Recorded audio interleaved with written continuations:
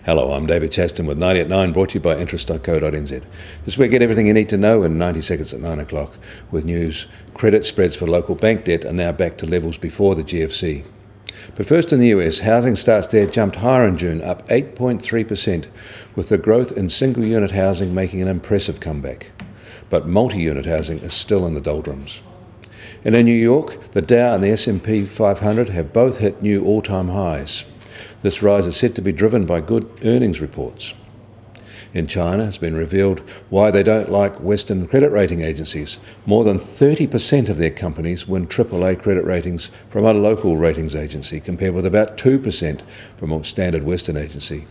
And there are plenty of cases where the Chinese company will get a junk rating from S&P or Moody's, but an investment grade one from one of their local raters. So it's not surprising they won't pay or even seek an international standard credit rating. In India, their new streamlined GST system is getting some early positive reviews, and it's transforming commercial life in the way promised. It is a reform that will have a major impact on India. In Australia, their publication of unquestionably strong bank capital standards has been a non-event, with most banks already qualifying. And the Australian Productivity Commission has reviewed the consequences of growing world protectionism for Australia. They say Australia will be hurt badly in any trade war, with massive job losses and fast declining GDP per capita. It's hard to see how any of this would be different in New Zealand. In New York, the US Treasury 10-year yield is unchanged today at 2.27%. However, CDS spreads for Australasian bonds are now at their lowest level since November 2007. Banks are now paying their lowest risk premium for offshore wholesale borrowing since before the GFC.